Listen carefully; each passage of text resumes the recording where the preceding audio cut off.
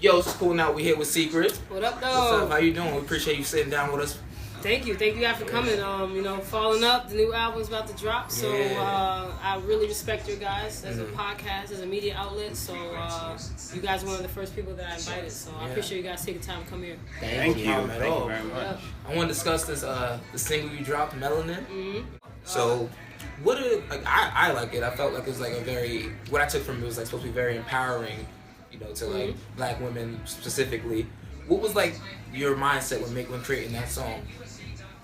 Well, I mean, the mindset number one was I needed to have a radio hit, and I felt like Melanin, the beat obviously was there, and I wanted to make a hit that both empowered a people, but didn't put anybody down to do that. And if you actually listen to the record, it doesn't specify black, white, Puerto Rican, Asian. It really doesn't ever say the word black in the song if you actually listen to it. So, I mean, you take from it what you will, but it's about, clearly I'm a black woman, so I'm uplifting people that are proud to be in the skin that they're in. So. And how did that come across Spike Lee's radar? Man, so the funny thing is I'm going to actually talk more about that once we get into the show, but excuse me.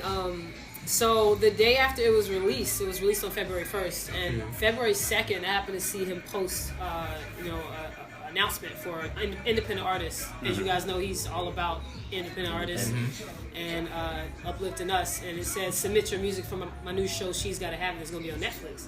So I was like, man, if he hears this, actually, he's gonna pick it. That's exactly what I told my friend. I was like, him hearing it is a whole nother ball game. But I submitted it, and 2 months later, he gave me a call. So wait, he gave you a call, right? Well, first I was in talks with his music supervisor, who was just telling me the logistics, making sure all T's are crossed, I's are dotted with the ownership, which it was. And then he reached out and said he's going to be having a listening event actually himself for the soundtrack for the show. So got to go to his headquarters, 40 Acres and a Mule, and talked about it. And that's amazing. It's coming out. Thanksgiving Day is when the first episode airs. So that's dope. It's gonna be the third episode. Right, on Black History Month too, February 1st. Exactly, it's crazy. The whole history behind that record is the video I started producing mentally, at least a couple of weeks prior to when he even made that announcement. And you guys will learn the video is actually a tribute to Spike Lee. And they have all this stuff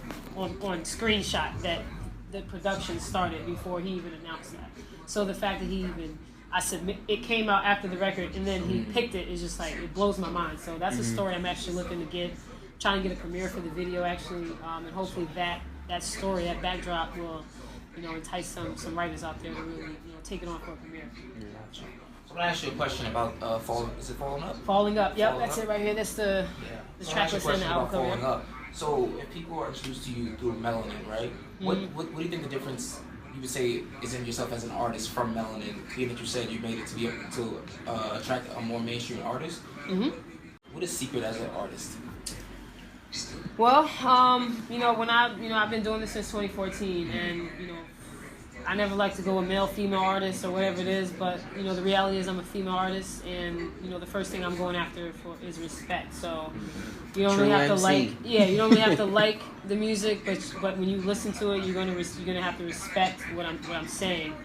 And so initially I was putting a lot of conscious records out, and you'll hear that in my super mixtape, Picture Day, Clock Out, Verbal Warning. Those are the 4 mixtapes I dropped before.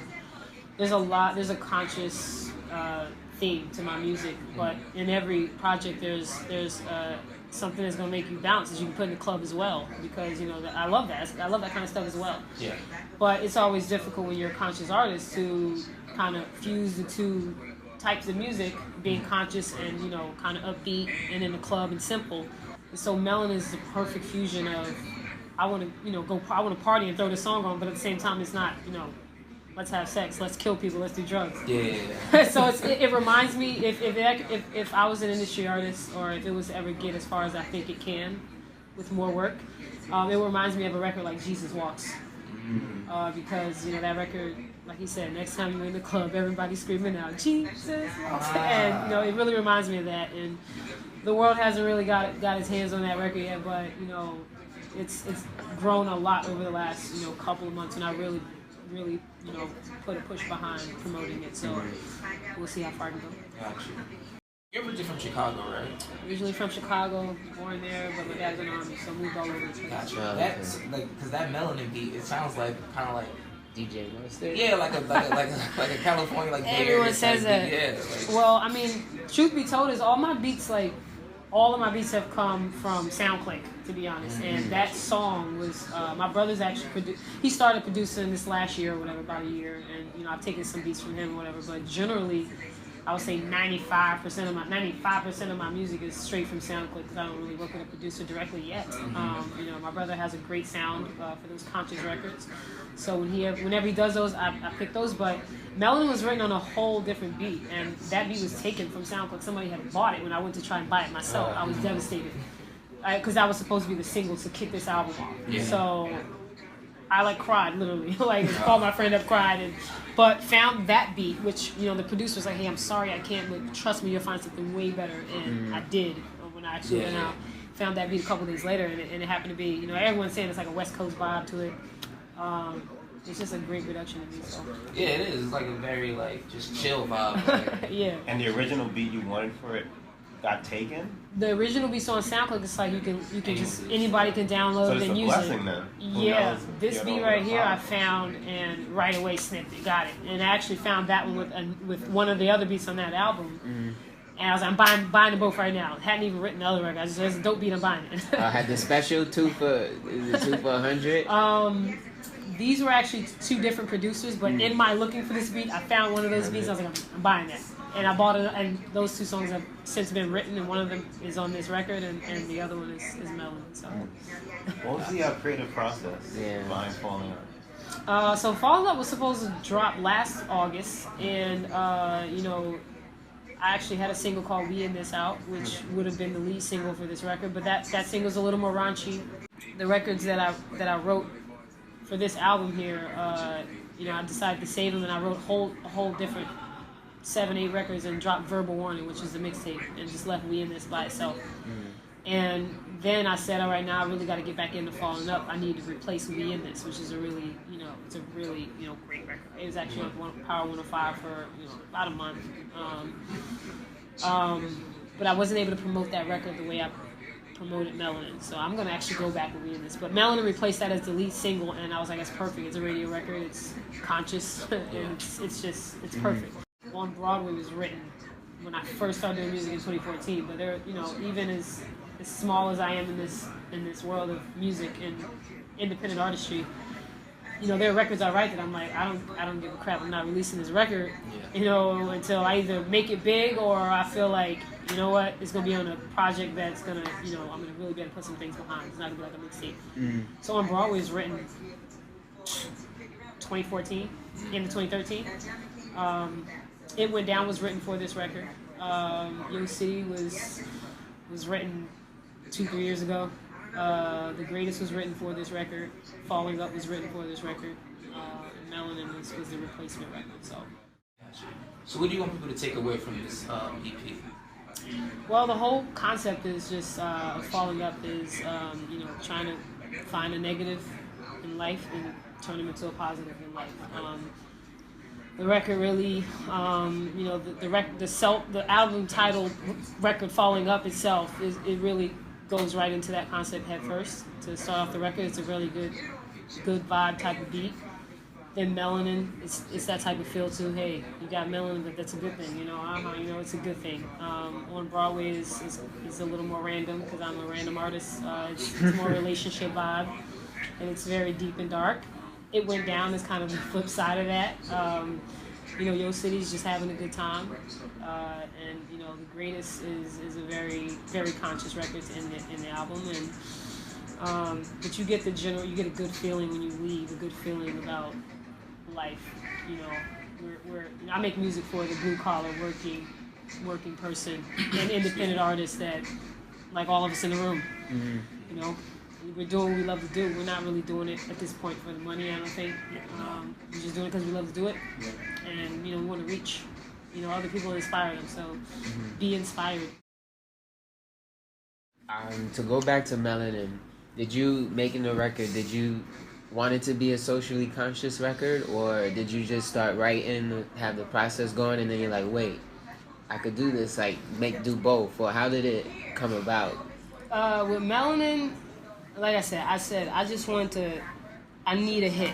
I need a hit on this. I need a hit to lead this next EP out, and I really think it just came out when I heard the beat. It was just like it's the hook. The hook is what I started with. It's like all these songs that have these ignorant hooks out here. That's what people want to hear, you know. And I need a hook that's really, really strong. But maybe I'm thinking too much with all these records. So literally just spit it out. Like I got Melanin. Like that's how simple it is.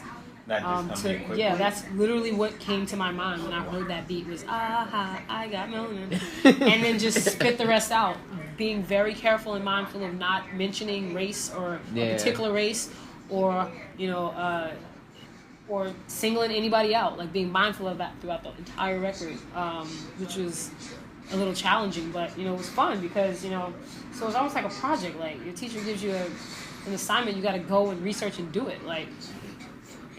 It wasn't really instinctual. It's like I need to make sure it was really like a project. As this record was like, it needs to not invade anybody else. It needs to be fun. It needs to be simple. It needs to be, and these are it was a project. That record was. It wasn't like I just feel like writing and just flow. Like no, that record was absolutely manufactured, like manufactured. So you mentioned you said 3-4 mixtapes before this one. You dropped 3 or 4. Yep, my Super mixtape has been 4. So my Super mixtape, Picture Day, Clock Out, and Verbal Warning dropped last August. How does Falling Up stand out from those other 4 mixtapes? Falling Up is way more fluid. It's a complete. I think it's a complete concept. I think Clock Out does that probably better than any other project because when you're first coming out as a artist or a rapper, you just like. Rapping and you're talking about how upset you are that you didn't make it. Friends and family aren't supporting you, and when I do make it, this, that, and the third. And I did that in my first tape, behind some industry beats, and I was very aggressive. And then, Picture Day, I was, and it was all industry beats. The second project was called Picture Day, and the focus was just to be all original as possible. But I still had a chip on my shoulder, and it was just kind of random. I had a chip on my shoulder. I'm hustling and. Clock Out was the most fluid project I think because it was just it's all talk. It's all leading up to me not really liking this regular 9-to-5 business and trying to really work for myself one day. So that's where kind of Clock Out and Verbal Warning kind of tie in, and this is kind of like the spin-off to those 2 projects. So I think it's way more fluid to answer your question simply. I think the productions kind of all match well. Like it's not. I think it's put together nicely. The beats flow really nicely. Whereas you can just kind of listen to the whole thing, not really picture it. And the quality, it's been mixed mastered the entire by industry engineer. So the sound quality is great. And I think it's just a quality project. It's just those 6 tracks are quality projects. Songs, sorry. Which song speaks to you the most? Which song would someone ask you? What's your favorite song on this project? I mean, I know you can be like, all of them. I made them all. But like, which one means the most? Well, no, absolutely not. Because pull it up. I mean. The thing about it is, like, on Broadway, it's always held a special place in my heart because it was, like, one of the first things I said, look, if I ever make this song, it could win a Grammy. Like, I really always felt that way about on Broadway. What about it? But, I don't know, it's just, I mean, maybe it couldn't win a Grammy, but I really felt really special about that record and held on to actually released it for, like, a week, and then no one really responded. I was like, they don't deserve this record, I'm not going to put it, I'm taking it off the SoundCloud. And I've never released it. It's going to be released. Yeah, I took it off. And I would probably have to say, obviously Melanin, but the greatest is it's probably going to end up is a record that I've played several times. And initially I was like, it's a good song, it's conscious. I needed to put one of those on there, but it's very personal. It's very personal, and that's the blue collar anthem kind of. It's not an anthem, but it's really deep. So I know you said you started rapping in 2014. Mm-hmm. How do you feel now, this being, another project you're doing versus all the other projects you're doing? Do you have a different mindset coming into this, or like is it the same mindset, your focus? Like, what is it going on now that might be different from when you released your other project? It's definitely a focus because when when you're releasing mixtapes, my mixtapes, when I think of a mixtape, I think of a bunch of freestyles. And you're really just dropping bars. It's not really a point to the song. It's just kind of all over the place. The songs aren't really they're not really conceptual. Like it's just like a bunch of bars, like freestyles, which is generally how most of my tapes have been. But I really think with Picture Day, I started to bring full songs together, but they weren't all fluid like for one project, but they were complete songs. Clock Out is the most fluid project I have since this one, but it's all industry beats. This one right here, I went into thinking I need them to be full concepts, the songs. I need each and every song to mix and match as well. I need them all to be one project. I need all of them to be one project. So that's the mindset going into when you're working on an actual album or EP for this one versus a mixtape. You want full concept songs, and then as different as they are, they still work with the full body. Gotcha.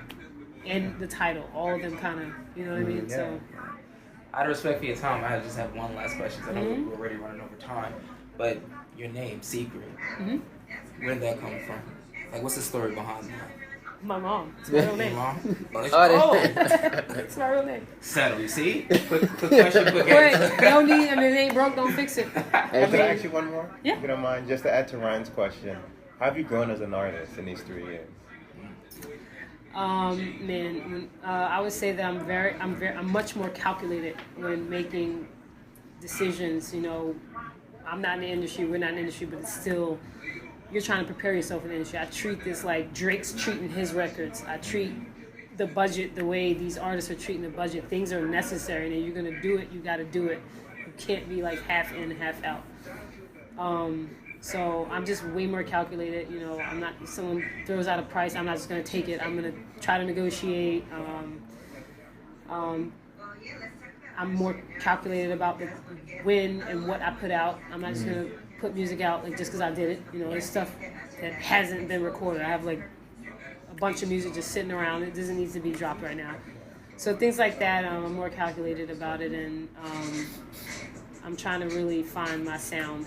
And it's okay if it's predictably unpredictable, if you will. It's okay if my music, it doesn't like, you have one smooth sound. You need to have a sound or a brand. Like, no, maybe my brand is that it's random. Maybe my brand is random.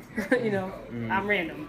So, I don't know. It's okay, some of those things that I just mentioned. But I think mainly I'm way more calculated on the business side of things, and yeah.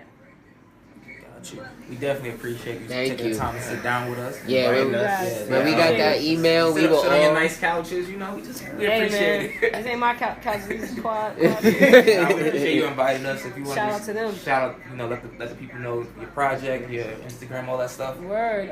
The project is falling up. Right now, it's available for pre-order on iTunes. Just search Secrett Falling Up. Secrett is spelled with 2 T's. Secrett is out. All social media. The website is secretisout.com. August 1st is when the project drops. Shout out Coolin Out Pod. Hey, y'all heard it. Y'all go pre-order that album tonight. As always, thank you for listening to Coolin Out Podcast. Stay cool. What up? Thank you guys. Thank you so much. Thank you guys. I appreciate it. Thank you.